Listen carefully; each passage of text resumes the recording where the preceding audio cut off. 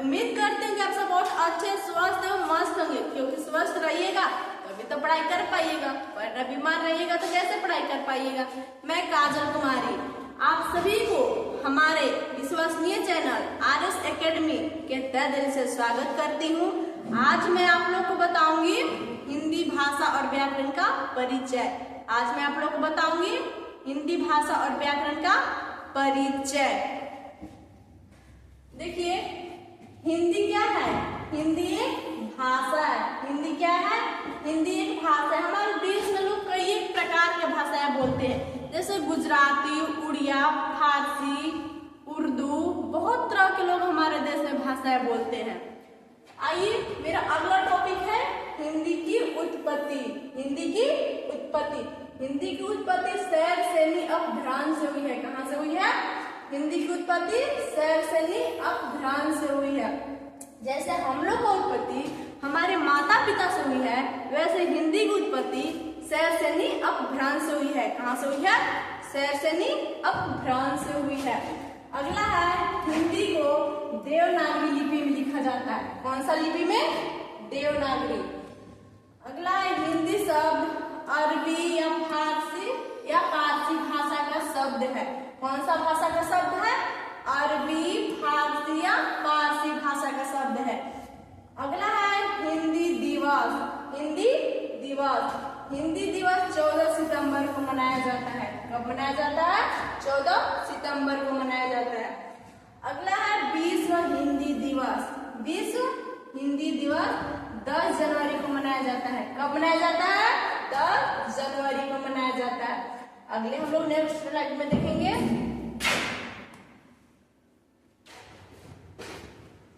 अगला है, हिंदी भाषा को लिपि में देवनागरी कहा जाता है। क्या कहा जाता है? देवनागरी कहा जाता है। अगला है, इंग्लिश भाषा को लिपि में रोमन कहा जाता है। क्या कहा जाता है? रोमन कहा जाता है। मैं आप लोग को एग्जाम्पल में समझाऊं तो जैसे कोई भी स्कूल या कॉलेज से एग्जाम होता है तो इंग्लिश भाषा के लिए रोमन में लिखते हैं और हिंदी भाषा के लिए देवनागरी में लिखते हैं। ठीक। अगला है, भाषा शब्द संस्कृत की भाष धातु से मिलकर बना है। कौन से धातु से? भाष धातु से मिलकर बना है। भाषा शब्द संस्कृत की भाष धातु से मिलकर बना है। कौन से धातु से? भाष धातु से मिलकर बना है। अगला है, पाली भारत की प्रथम देश भाषा है। कौन सी भाषा? प्रथम देश भाषा। प्रथम मतलब क्या होता है? पहले होता है। जैसे उर्दू, फारसी एक भाषा है, वैसे ही पाली क्या है? पाली एक भाषा है। पाली क्या है? पाली एक भाषा है। तो पाली भारत की कौन सी भाषा है मेरे प्यारे विद्यार्थियों? कौन सी भाषा? प्रथम देश भाषा। कौन सी भाषा? प्रथम देश भाषा है। अगले स्लाइड में देखते हैं। भारतवर्ष के लिए हिंदी भाषा का नाम सबसे पहले राजा राममोहन राय ने दिए थे। कौन दिए थे? राजा राममोहन राय ने दिए थे। अगला है, हिंदी भाषा की सबसे मूल इकाई। हिंदी भाषा की सबसे मूल इकाई अर्थात सबसे छोटी इकाई कौन है? वर्ण है। कौन है? वर्ण है। अगला है, हिंदी भाषा में कुल वर्ण की वर्णमाला 52 होती है। कितनी होती है? 52।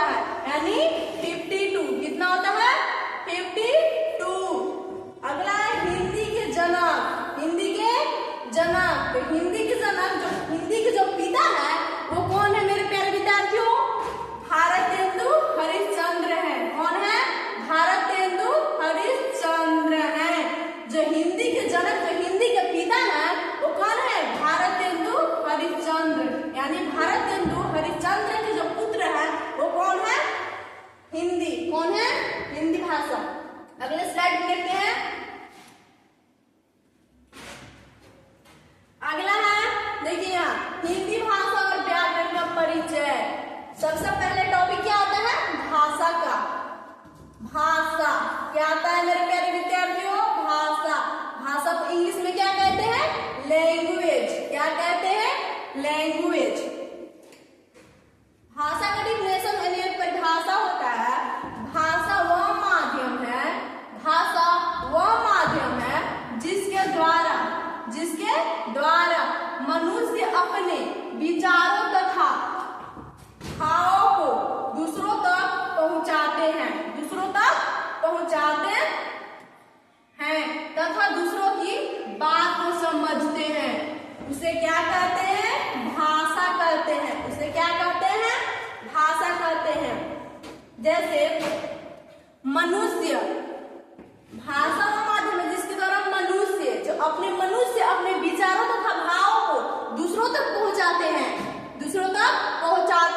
तथा दूसरों की जो बात समझते हैं उसे हम क्या कहते हैं? भाषा कहते हैं। उसे क्या कहते हैं? भाषा कहते हैं। अगले स्लाइड में देखते हैं हम लोग। अगला है भाषा के भेद। तो भाषा के 3 भेद होते हैं। भाषा कितने भेद होते हैं? 3। कितने होते हैं? 3। आइए हम लोग देखते हैं वो 3 कौन कौन से भेद हैं। भाषा का पहला भेद कौन सा है? मौखिक भाषा। पहला कौन है? मौखिक। दूसरा कौन है? लिखित। और तीसरा कौन है? सांकेतिक। आइए तीनों का मतलब जानते हैं। मौखिक भाषा जो बोलकर दूसरों तक पहुंचाते हैं उसे क्या कहते हैं? मौखिक। और लिखित का मतलब जो लिखकर दूसरों तक पहुंचाने का कोशिश करते हैं उसे हम क्या कहते हैं? लिखित भाषा। और तीसरा क्या है? सांकेतिक भाषा, यानी कि संकेतों के माध्यम से, किसी इशारों के माध्यम से दूसरों तक पहुंचाते हैं उसे क्या कहते हैं? सांकेतिक भाषा। क्या कहते हैं? सांकेतिक भाषा। आइए हम लोग तीनों भेदों का परिभाषा जानते हैं, तीनों में क्या होता है। अगले स्लाइड में देखते हैं। अगला है मौखिक भाषा। क्या परिभाषा? जब हम अपने विचारों तथा भावों को बोलकर दूसरों तक पहुंचाते हैं तथा दूसरे व्यक्ति सुनकर समझ जाते हैं उसे हम क्या कहते हैं? उसे मौखिक भाषा कहते हैं। उसे क्या कहते हैं? मौखिक भाषा। जब हम अपने विचारों तथा भावों को बोलकर दूसरों तक पहुंचाते हैं और जो अगला व्यक्ति सुनकर समझ जाता है उसे क्या कहते हैं मेरे प्यारे विद्यार्थियों? मौखिक भाषा। क्या कहते हैं? मौखिक भाषा। इसका एग्जाम्पल होगा टेलीफोन, रेडियो। कोई भी व्यक्ति टेलीफोन के द्वारा किसी से बात कर रहे हैं, अगर वो व्यक्ति का बात सुनकर अगला व्यक्ति समझ जाए उसी को क्या कहते हैं? मौखिक भाषा। क्या कहते हैं? मौखिक भाषा। अगले नेक्स्ट स्लाइड में देखते हैं हम लोग। दूसरा क्या है? लिखित भाषा। दूसरा क्या है? लिखित भाषा। जब हम अपने विचारों तथा भाव को लिखकर दूसरों तक पहुंचाने का कोशिश करते हैं उसे लिखित भाषा कहते हैं। उसे कौन सा भाषा कहते हैं? लिखित भाषा। जब हम अपने विचारों तथा भाव को लिखकर दूसरों तक पहुंचाने का कोशिश करते हैं उसे क्या कहते हैं मेरे प्यारे विद्यार्थियों? लिखित भाषा। क्या कहते हैं उसको? लिखित भाषा। जैसे में देखिए हम आप लोगों को समझाते हैं, कोई भी बच्चा अगर स्कूल या कॉलेज में कोई भी पढ़ रहे, ठीक, अगर किसी कारण हेतु उसे एप्लीकेशन यानी आवेदन पत्र छुट्टी लेना हो तो आवेदन पत्र पे लिख के दूसरों तक पहुंचाने का कोशिश करते हैं उसे क्या कहते हैं? लिखित भाषा। उसे क्या कहते हैं? लिखित भाषा। जैसे में क्या हो जाएगा? पत्र। जैसे में पत्र, समाचार पत्र। अगले नेक्स्ट स्लाइड में देखते हैं हम लोग। तीसरा क्या है? सांकेतिक भाषा। तीसरा क्या है? सांकेतिक भाषा। जब हम अपने मन के भावों को संकेतों के माध्यम से, किसके माध्यम से? संकेतों के माध्यम से, किसी इशारों के माध्यम से दूसरों तक पहुंचाते हैं उसे क्या कहते हैं? सांकेतिक भाषा। उसे कौन सा भाषा कहते हैं? सांकेतिक भाषा। यानी जब हम अपने इशारों के माध्यम से संकेतों के माध्यम से दूसरों तक पहुंचाते हैं उसे क्या कहते हैं? सांकेतिक भाषा। उसे क्या कहते हैं? सांकेतिक भाषा। जैसे में दूसरों को भला करोगे, दूसरों को भला करोगे तो तुम्हारा भी भला होगा। दूसरों को भला करोगे तो तुम्हारा भी भला होगा। चलिए अगले नेक्स्ट स्लाइड में देखते हैं हम लोग। अगला क्या है? व्याकरण। क्या है? व्याकरण, जिसको हम इंग्लिश में क्या बोलते हैं? ग्रामर। क्या बोलते हैं? ग्रामर। व्याकरण को इंग्लिश में क्या बोलते हैं मेरे प्यारे विद्यार्थियों? ग्रामर। क्या बोलते हैं? ग्रामर। आइए इसका डिफिनेशन देखते हैं। व्याकरण वह विद्या है, व्याकरण वह विद्या है जिसके द्वारा हम शुद्ध लिखने तथा बोलने के नियम सीखते हैं। उसे क्या कहते हैं? व्याकरण कहते हैं। उसे क्या कहते हैं? व्याकरण। व्याकरण वह विद्या है जिसके द्वारा हम शुद्ध लिखना, शुद्ध बोलना, शुद्ध पढ़ना के नियम सीखते हैं। उसे हम क्या कहते हैं? व्याकरण कहते हैं। क्या कहते हैं? व्याकरण। जैसे में अशुद्ध भाषा देखिए हो गया, मेरे को घर जाना है, मेरे को घर जाना है। इसका शुद्ध भाषा क्या होगा? मुझे घर जाना है, मुझे घर जाना है। अगला देखिए, हमारा नाम राम है, हमारा नाम राम है। इसका शुद्ध भाषा क्या होगा? मेरा नाम राम है, मेरा नाम राम है, मेरा नाम राम है। अगला देखिए, मुझको स्कूल जाना है, मुझको स्कूल जाना है। तो कौन सा भाषा हो गया? अशुद्ध भाषा। कौन सा? अशुद्ध भाषा। इसका शुद्ध भाषा होगा मुझे स्कूल जाना है, मुझे स्कूल जाना है, मुझे स्कूल जाना है। अगले नेक्स्ट स्लाइड में देखते हैं। अगला है व्याकरण के 3 भेद होते हैं। व्याकरण के 3 भेद होते हैं। व्याकरण के कितने भेद होते हैं? 3। आइए देखते हैं वो 3 कौन कौन से भेद हैं। पहला क्या है? वर्ण विचार। पहला क्या है? वर्ण विचार, जिसको हम इंग्लिश में क्या बोलते हैं? साउंड बोलते हैं। क्या बोलते हैं मेरे प्यारे विद्यार्थियों? साउंड बोलते हैं। वर्ण विचार को इंग्लिश में साउंड बोलते हैं। दूसरा क्या है? शब्द विचार। दूसरा क्या है? शब्द विचार।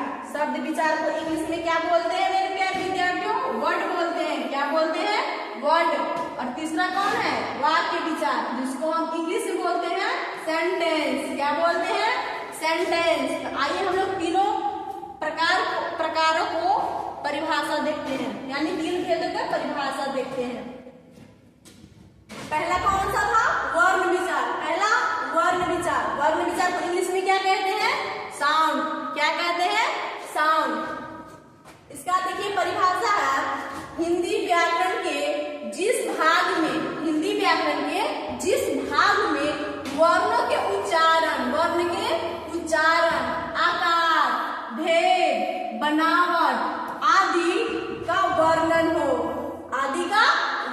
हो, उसे वर्ण विचार कहते हैं। उसे कौन विचार कहते हैं मेरे प्यारे विद्यार्थियों? वर्ण विचार। कौन विचार? वर्ण विचार कहते हैं। इसका एग्जाम्पल होगा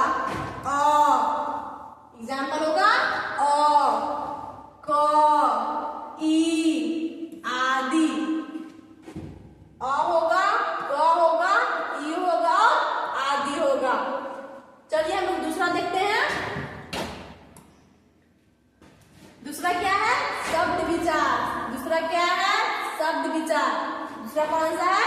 शब्द विचार, जिसको हम लोग इंग्लिश में क्या बोलते हैं? वर्ड बोलते हैं। शब्द विचार को हम लोग इंग्लिश में क्या बोलते हैं? वर्ड।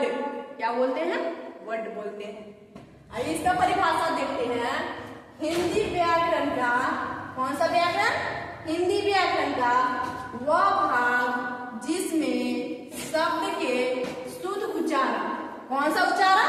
शुद्ध उच्चारण, अशुद्ध नहीं, शुद्ध उच्चारण, शुद्ध लेखन की विवेचना, शुद्ध लेखन की विवेचना की जाती है, उसे शब्द विचार कहते हैं। उसे कौन सा विचार कहते हैं? शब्द विचार कहते हैं। वर्ण विचार के बाद शब्द विचार व्याकरण का दूसरा प्रमुख अंग है। जो व्याकरण का प्रमुख अंग जो पहला अंग है वो कौन सा है? वर्ण विचार। कौन सा है? वर्ण। और जो दूसरा है वो कौन सा है? शब्द विचार। इसको हम इंग्लिश में क्या बोलते हैं? वर्ड बोलते हैं। इसमें कहा क्या रहा है? हिंदी व्याकरण का वह भाग जिसमें शब्द के शुद्ध उच्चारण, शुद्ध लेखन की विवेचना की जाती है उसे शब्द विचार कहते हैं। कौन सा विचार कहते हैं? शब्द विचार। वर्ण विचार के बाद शब्द विचार व्याकरण का दूसरा प्रमुख अंग है। कौन सा प्रमुख अंग है? दूसरा। इसका एग्जाम्पल होगा शेर। कौन सा होगा? शेर। शेर शुद्ध है कि नहीं है? जैसे में देखिए यहाँ शेर, ये अशुद्ध है। कौन सा है? अशुद्ध। और जो शेर, ये कौन सा है मेरे प्यारे विद्यार्थियों? शुद्ध है। अशुद्ध है। और जो शुद्ध है वो कौन सा है? शेर। कौन सा है? शेर। कमल शुद्ध है कि नहीं है? नयन आदि शुद्ध है ना।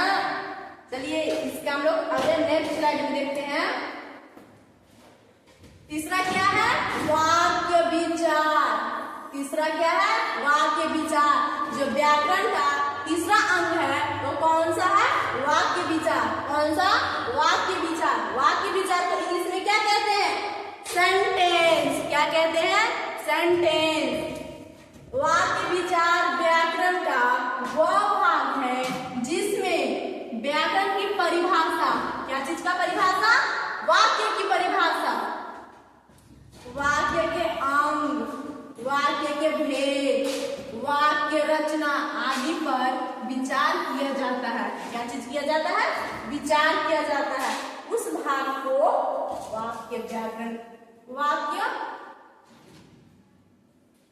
विचार कहते हैं। वो यहाँ टैपिंग करने में हल्का सा गलती हो गया। वाक्य विचार कहते हैं। क्या कहते हैं? वाक्य विचार कहते हैं। देखिए इसका एग्जाम्पल होगा विजय खेल रहा है। कौन खेल रहा है? विजय खेल रहा है। बालिका नाच रही है। कौन नाच रही है? बालिका नाच रही है। इसी के साथ आज क्लास यहीं तक। मैं उम्मीद करूंगी आप सभी को बहुत अच्छे से समझ में आया होगा। अब मैं अगले वीडियो में मिलते हैं जिसमें पढ़ना है, वर्ण पढ़ना है। तो अगर ये हमारा वीडियो आप लोग को अच्छा लगा हो तो प्लीज इसे लाइक और सब्सक्राइब जरूर करें। कमेंट बॉक्स में अपना नाम जरूर बताएं। धन्यवाद।